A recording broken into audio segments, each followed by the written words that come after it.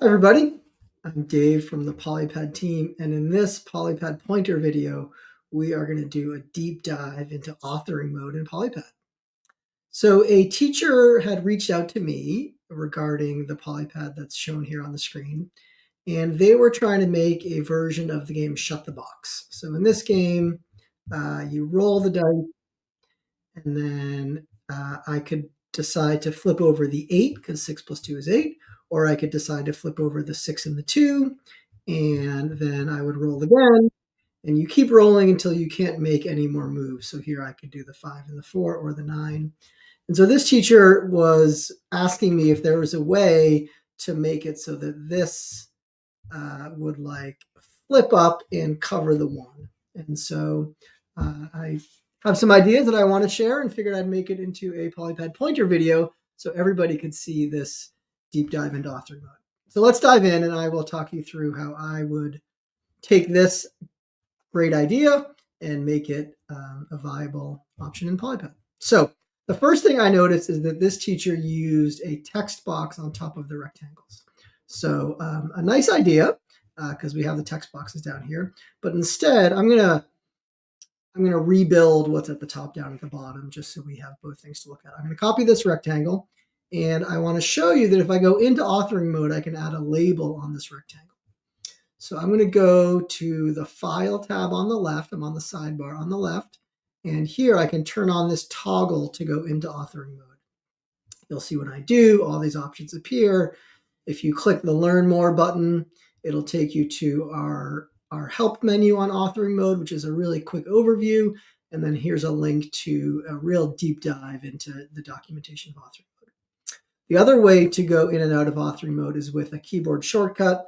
I'm on a Mac, so I can do Command-Shift-A, and you can see that goes in and out of authoring mode.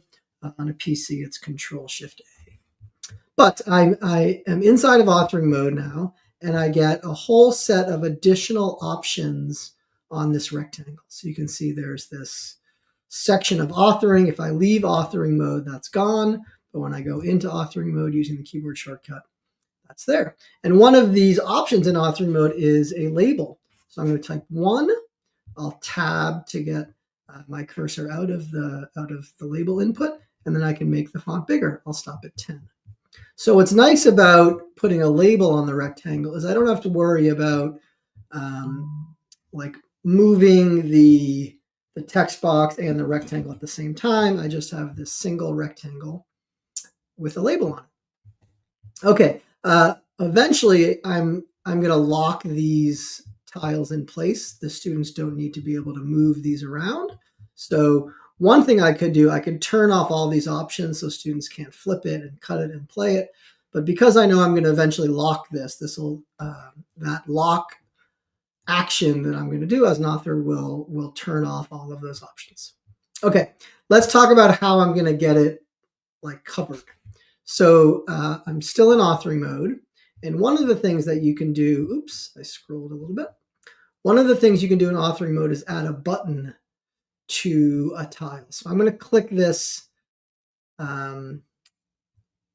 this button in authoring mode to add an action button. So I'm going to click this, and you can see when I do, I get this button on the screen. If you want to learn more about buttons, you can click this question mark, and it opens the tutorial section on buttons. So you can go and read about that. But let me just go back here. What I want to do is this toggle option. And the toggle option is going to switch the tile from invisible or visible on the canvas. So to test it, I'm going to go out of authoring mode. And when I click this button, you can see that 1 is becoming invisible and visible as I click the button. So that's how the toggle button works. And what I want to do is, instead of having something flip up to cover it, I'm going to have another locked rectangle behind the number 1. So when I click this button, there's another rectangle on top of it that's going to make it seem like it covered up the number 1. So let me go into authoring mode. It looks like these are the same size. Yep. So I'm gonna copy this, and I could decide any color I want. I could keep it this like red color. I always want this thing to be in the back, to be behind the number. So also in authoring mode, there's an option to set the layer.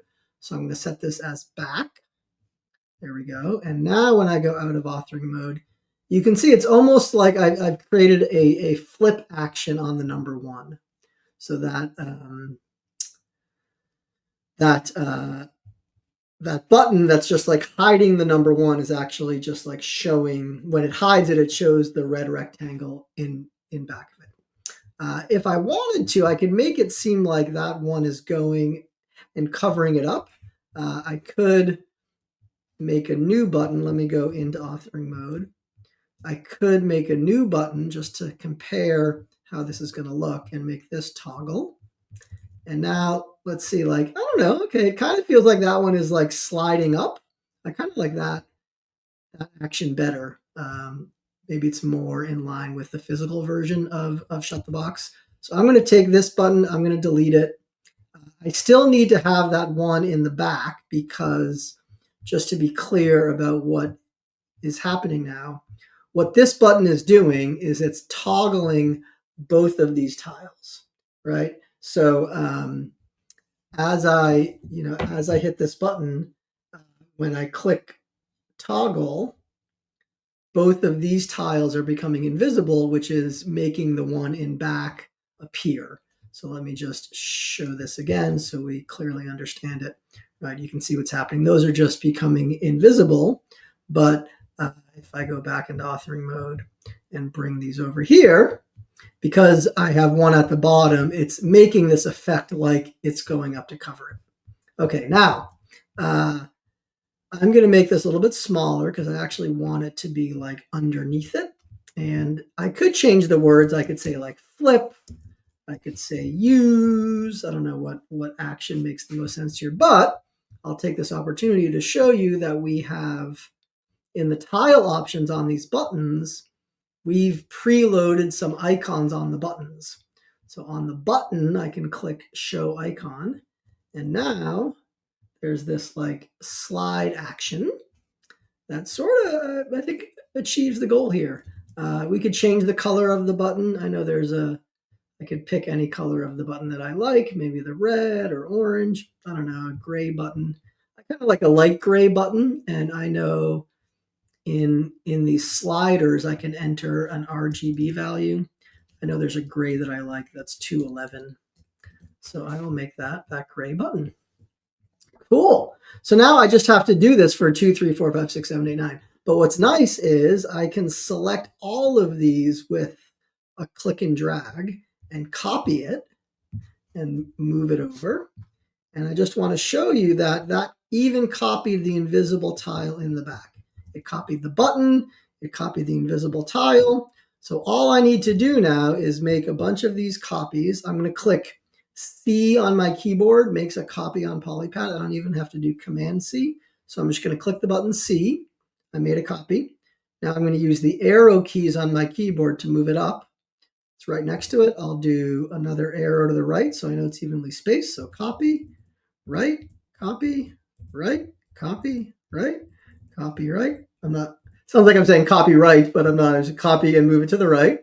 Awesome. I could go out of authoring mode and check all these toggles, make sure everything's working. Yep, good, good, good, good. Nice. Now all I need to do is change the labels on those rectangles. So I'll use the keyboard shortcut to go into authoring mode. I'm going to close the tile option, make this 2, and make this 3.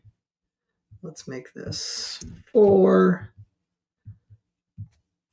5. Maybe you want to fast forward this part of the video. 6, 7, 8, and 9. There we go. So those are all set. It seems like the author wanted to have like a line in between them, so I'm gonna make that line. I'm actually going to turn on a grid. I'll explain why in a moment. Let me turn on the grid. Now, these are not yet aligned on the grid, so that's okay. I'm actually going to just move the buttons down a little bit, get those snapped to the grid, move these things down so they snap to the grid. And the reason I wanted to do that is now when I go to the construction tool to make a line, I can have that line snap to the grid nicely. It looks like this teacher wanted a black line, so I will change that to black.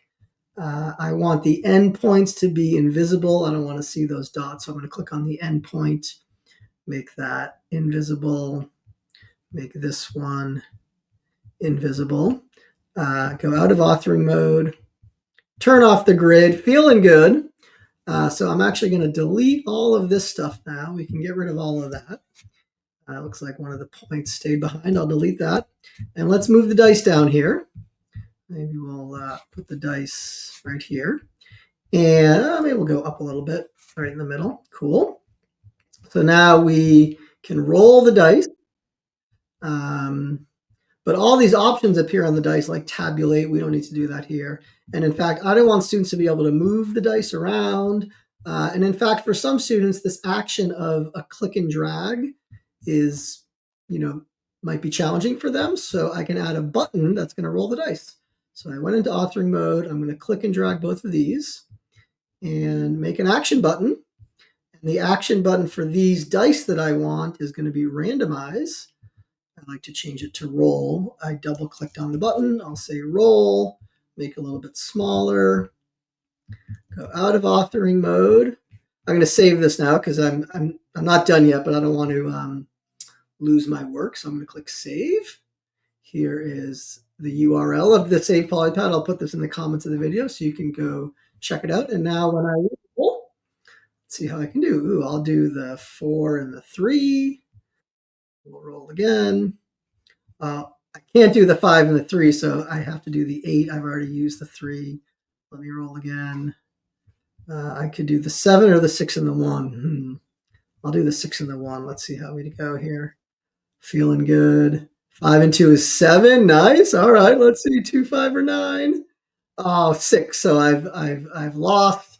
I'm going to hit the refresh button on my browser. I want to reload this. Yep. And go into full screen again. Okay, now, so I'm feeling pretty good about how this works, but a few final polishes to make. One, we can move these all around. We don't want students to move these all around. I can move the button around. I can move the line around. None of that we want students to be able to do. So I'm going to select all of these with a click and drag. I have to go into authoring mode, and I'm going to lock all those tiles. Right, so the interactivity, I can set it so students can't move or delete it or can't copy it, but I want just them to be locked. There we go. And now when I go out of authoring mode, notice I can't select any of those tiles. The toggle button still works. A button, students aren't able to move the button around outside of authoring mode, so that's working pretty well. The final thing I want to lock are these dice. Right, so I'm going to scroll over a bit, go into authoring mode. I forget if when the dice are locked or not, I can still roll them. Yeah, they totally can. So because they're locked, I'm not able to move them around. I could have set it to cannot move or delete. Let me just show what would have happened there. If I had set these dice to cannot move or delete, that's fine, but these buttons still appear in the action bar. There's a way to get those to decide what you want to appear in the action bar or not. So if you just wanted the roll to appear, that's under the action visibility section. I'm not going to dive into that into this video because we're already at almost 14 minutes, but you can learn about all of those in the Learn More button inside of authoring mode. All right, but now I'm going to go back inside of authoring mode and make these locked. So let's go interactivity locked. There we go. And now I am feeling like, let me just save this again. I like to do a final like click and drag to see what's going on here. Yeah, I can do those. Nothing's happening on the button. This is pretty good. All right, the final thing is, what do I want students to have available in the sidebar menu? Do I want them to have anything available at the bottom? Maybe the pen tool could be nice if they want to keep track of things. We don't want them to turn on a grid. I don't think they need to zoom in and zoom out. Maybe we could keep that on. if we want, depending on what you want to do as a teacher. So let me go through some final polish here. All right, I'm going to go into authoring mode. I'm going to use these toggles. Okay, I don't want the tile sidebar at all. So I don't want students to have access to any of these tiles. That's not needed here. Full screen, sure. Undo, redo, yep. I want to turn off this option. This is disabling the reset button. Notice when I played it once and I needed to start over, I had to hit the refresh button. But if I turn this off, notice it adds like a reset button over here. That's going to reload the saved state of the Polypad. I'll show you that in a moment. I don't need the grid. I don't need students to export an image. I guess we'll keep zoom on and off. That's fine. And the pen tools, let's talk about the pen tools for a moment after I decide on what I want here at the bottom. I don't want students to have access to the geometry tools or a text box or equation editor or upload an image or make a recording. Well, there's another video on recording that you can watch and you can learn about. So let me go out of authoring mode, hit save. This is feeling good. Now notice there's all these pen options here. There's the thick marker and the highlighter and the ruler draws straight lines and the eraser. That might be unnecessary here in this activity. So I'm going to go back into authoring mode. And under drawing tools, one of the options is just the pen and eraser. So I'm going to turn that on. Notice I get the pen, I get an eraser.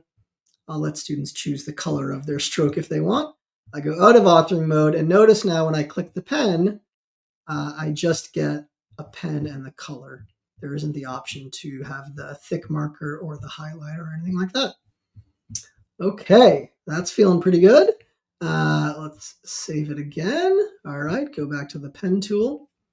Let me just talk to you a little bit about the reset button. So let's say I'm playing and I do 8 and again and 5 and 5 is 10. Can't do a 5 and a 5, so I've already lost the game. There's the 5. I don't know if in the rules I'm able to do 5, 4, 1. I don't know the exact rules of shut the box, so maybe that's an option. Let's say it is, and let's see how we do here. Ooh, I could do the 6 and the 2. That's fun. Let's see, 3, 7, 9. Ooh, 11.